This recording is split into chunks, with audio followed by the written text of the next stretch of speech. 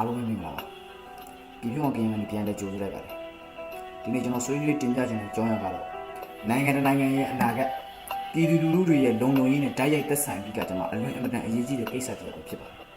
်အဲ့ဒါကတော့ပြင်းထန်တဲ့အကြမ်းဖက်လုပ်ရက်တွေကိုကျူးလွန်ထားသူတွေကိုနိုင်ငံရေးအကျဉ်းသားဆိုတဲ့ခေါင်းစဉ်အောက်ကနေလူငင်းချမ်းသာခွင့်ပေးခြင်းရဲ့နောက်ဆက်တွဲစူးစိုက်ရေးအကြောင်းဖြစ်ပါတယ်ကျွန်တော်တို့အားလုံးဟာငြိမ်းချမ်းရေးကိုလိုလားကြတဲ့သူတွေကြီးပါပဲ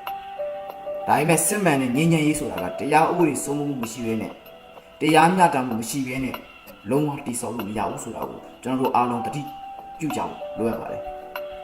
ရေဝအပြင်ပြောရမယ်ဆိုတော့နိုင်ငံရေးအကျဉ်းသားဆိုတဲ့ခေါင်းစဉ်အောက်မှာမိမိရဲ့နိုင်ငံရေးယုံကြည်ချက်ကိုငြိမ်းချမ်းစွာဖော်ထုတ်သူတွေကိုခေါ်ဆိုရရှိပါတယ်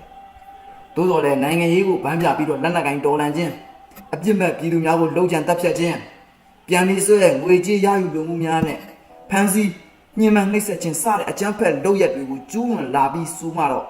သူတို့ကိုတာမန်နိုင်ငံရေးအကျဉ်းသားဖြစ်နေတတ်မှတ်လို့မရဘူးဆိုတာကိုအားလုံးသတိထားကြပါဒီလိုပုံကိုယ်တွေကိုလူငင်းချမ်းသာခွင့်ပေးလိုက်ခြင်းဟာနိုင်ငံတော်နဲ့ပြည်သူလူထုအပေါ်မှာအလွန်အမတန်ဆိုးဝါးတဲ့တက်ရောက်မှုတွေရှိနေနေဆိုတဲ့အချက်လက်လေးခုနဲ့ဆွေးနွေးတင်ဆက်ပေးမှာဖြစ်ပါတယ်နံပါတ်1ချက်ကတော့တရားဥပဒေစိုးမိုးမှုကိုပြည့်ရည်ပြုခြင်းဖြစ်ပါတယ်ပထမဆုံးအနေနဲ့စဉ်းစားကြည့်ပါလို့လူတက်မှုပြန်ပေးဆွဲမှုညှဉ်းပန်းနှိပ်စက်မှုဆိုတာဘယ်နိုင်ငံရဲ့ပြည်မှုဆိုင်ရာဥပဒေကိုဆိုအပြင်းထန်ဆုံးအရေးယူဆောင်ရွက်ရတဲ့ရာဇဝတ်မှုကြီးတွေဖြစ်ပါတယ်ဒီလိုပြည်မှုကျူးလွန်သူတွေကိုနိုင်ငံရေးအရာအပေးယူလုပ်ပြီးကကြမှာနိုင်ငံရေးအရာအပေးယူလုပ်ချင်းဆိုတဲ့အကြောင်းပြချက်နဲ့လွှတ်ပေးလိုက်မယ်ဆိုရင်နိုင်ငံရဲ့တရားစီရင်ရေးစနစ်ပေါ်မှာပြည်သူလူထုတွေရဲ့ယုံကြည်မှုကလည်းကျဆင်းလာပါလိမ့်မယ်ဥပဒေထက်မှာဘယ်သူမှမရှိစေရဆိုတဲ့စီမင်းဟာပြည့်ရွံ့သွားပြီးကကြမှာလက်နက်ကင်ထားရင်ဘယ်အဖွဲ့အစည်းကြောတော့နောက်ခံရှိထားမယ်ဆိုရင်ဘလို့ရာဇဝတ်မှုမျိုးကိုကျူးလွန်နောက်ဆုံးမှလွန်ငင်းချမ်းသာခွင့်နဲ့လွတ်လာမှပဲဆိုတဲ့အလွန်အန္တရာယ်များတဲ့အတွေးခေါ်ကိုလူဖွဲ့စည်းတွေကိုတွန်းလိုက်တယ်လို့ဖြစ်သွားပါလိမ့်မယ်။နံပါတ်2ချက်နစ်နာသူများရဲ့တရားမျှတမှုကိုလစ်လျူရှုခြင်းဖြစ်ပါတယ်။ဒုတိယချက်ကတော့ကြမ်းဖက်ခံရသူတွေနဲ့သူတို့ရဲ့မိသားစုဝင်တွေအတွက်ဖြစ်ပါတယ်။လုံးကြံတပ်ဖြတ်ခံရတဲ့သူတွေရဲ့မိသားစုဝင်တွေရဲ့မျက်ရည်မချောက်သေးပါဘူး။ပြန်ပေးဆွဲခံရနှိပ်စက်ခံရတဲ့သူတွေရဲ့ရုပ်ပိုင်းဆိုင်ရာစိတ်ပိုင်းဆိုင်ရာဒဏ်ရာတွေကတစ်သက်လုံးပျောက်ကင်းနိုင်ဖို့မလွယ်ဘူးပါဘူးဒီလိုပြင်းထန်တဲ့ရာဇဝတ်မှုတွေကိုကျူးလွန်သူတွေကိုအလွယ်တကူလွတ်ပေးလိုက်ခြင်းဟာနစ်နာသူတွေပြည်သူတွေရဲ့မှမျက်နှာကိုဖြတ်ရိုက်လိုက်လို့ဖြစ်ပါတယ်အကြမ်းဖက်သမားတွေကိုတင်နာညာတာချင်းဟာအပြစ်မဲ့ပြည်သူတွေကိုရက်စက်ခြင်းတစ်မျိုးပဲဖြစ်ပါတယ်တရားမျှတမှုမရှိတဲ့လူအဖွဲ့အစည်းမှာစစ်မှန်တဲ့ငြိမ်းချမ်းရေးဆိုတာဘယ်တော့မှအမြင့်တွင်နေမှာမဟုတ်ဘူးနံပါတ်3ချက်အနေနဲ့ပြောရမယ်ဆိုရင်တော့နိုင်ငံတော်လုံခြုံရေးကိုပြန်လည်ချင်းချုပ်လာနိုင်ခြင်းဖြစ်ပါတယ်ဒါကတော့အလွန်အမတန်အရေးကြီးတဲ့အချက်လက်တစ်ချက်ဖြစ်ပါတယ်တတိယချက်အနေနဲ့လက်တွေ့ကျကျစဉ်းစားကြည့်ကြရအောင်အစွန်းရောက်အကြမ်းဖက်ဝါဒကိုကင်ဆွဲထားတဲ့လူတွေလူတက်ဖို့ဖျက်ဆီးဖို့ဝင်မလေးကြတဲ့သူတွေကိုလွတ်ပေးလိုက်ခြင်းဟာလူအဖွဲ့အစည်းတွေကိုအချိန်ကိုက်ပုံတွေပြန်လည်ထပ်သွင်းပေးလိုက်ခြင်းနဲ့အတူတူပဲဖြစ်ပါတယ်သူတို့တွေကလွန်ငင်းချက်တာခွင့်နဲ့လွတ်မြောက်လာပြီးတဲ့နောက်မှာအေဂျင့်စွာနေထိုင်ကြဖို့ဆိုတာကရခိုင်လူအင်မတန်နေပါပါတယ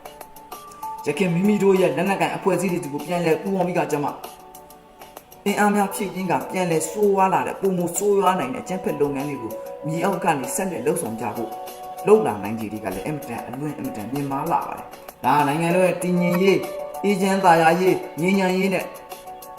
ပြည်သူလူထုရဲ့လွတ်လပ်ပိုင်းတွေကိုတိုက်ရိုက်ချင်းချောင်းနေတဲ့လုပ်ရက်တွေဖြစ်ပြီးကမှပြည်သူလူထုတွေရဲ့အသက်အိုးအိမ်စီးစိမ်ကိုလည်းလောင်ကျွေးထပ်လိုက်ခြင်းဖြစ်ပါတယ်။နာမည်လေးအချက်ကတော့အနာဂတ်အတွက်ဆိုးဝါးသောနမူနာပြခြင်းဖြစ်ပါတယ်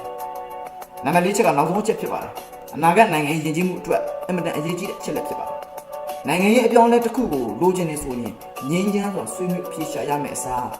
လက်နက်ကိုင်မဲ့အကြမ်းဖက်မဲ့ပြည်သူလူထုကိုတပ်ဖြတ်မဲ့ချင်းချောက်မဲ့ဆိုရင်အစိုးရကအလျှော့ပေးပြီးတော့လူငင်းချမ်းသာခွင့်တွေပေးလိုက်မယ်ဆိုတဲ့လမ်းကြောင်းမှာကြီးကိုဖောက်ပေးလိုက်လို့ဖြစ်သွားပါလိမ့်မယ်။ဒါကနောက်ထပ်ပေါ်လာမဲ့လူငယ်တွေအဖွဲ့အစည်းတွေကိုအကြမ်းဖက်လမ်းစဉ်ကိုရွေးချယ်ဖို့တွဲဝိုက်သောနီးနဲ့အားမြောက်ပြုလို့ရောက်သွားနိုင်ပါတယ်။ဒီကုန်းချုပ်အနေနဲ့ပြောရမယ်ဆိုရင်တော့နိုင်ငံရေးအရာသဘောထားကွဲတဲ့မှုတွေကိုသဘောဝိုင်းပေါ်မှာဆွေးနွေးအဖြေရှာပြီးကကျွန်မတာမန်နိုင်ငံရေးသမားတွေကိုလွှတ်ပေးခြင်းဟာငြိမ်းချမ်းရေးလိုအထောက်အကူပြုနိုင်ပါတယ်။သို့တော်လည်းလက်နက်ကိုင်ပုံကန်ခြင်းလုံခြံတပ်ဖြတ်ခြင်းပြန်ပေးဆွဲခြင်းနဲ့ညှဉ်းပန်းနှိပ်စက်ခြင်းစတဲ့အကြမ်းဖက်လုပ်ရက်တွေကိုပြောင်တင်းကျူးလွန်ထားတဲ့လူတွေကိုလူငင်းချမ်းသာခွင့်ပေးခြင်းဒီကငြိမ်းချမ်းရေးကိုတိဆောက်ခြင်းမဟုတ်ဘဲနဲ့နောက်ထပ်သွေးထွက်တန်ယူပြုမှုများအတွက်လမ်းကင်းပေးလိုက်ခြင်းဖြစ်ပါတယ်။ဒါကြောင့်နိုင်ငံတော်နဲ့ပြည်သူလူထုရဲ့ရေရှည်တည်ငြိမ်အေးချမ်းသာယာရေး တရားဥပဒေစိုးမိုးရေးနဲ့ပြည်မဲ့ပြည်သူများရဲ့လုံခြုံရေးတို့အတွက်အဆိုပါအကြမ်းဖက်ရာဇဝတ်မှုများကျူးလွန်ထားတဲ့လူတွေကိုမြည်သည့်နိုင်ငံရေးအကြောင်းပြချက်နဲ့မှလွန်ငင်းချမ်းသာမှုမပေးသင့်တဲ့အကြောင်းအလေးနဲ့ထားတင်ပြရင်းနဲ့ပဲညီကုန်းချုပ်ချင်ပါလေအားလုံးပဲကျေးဇူးများကြီးတင်ပါတယ်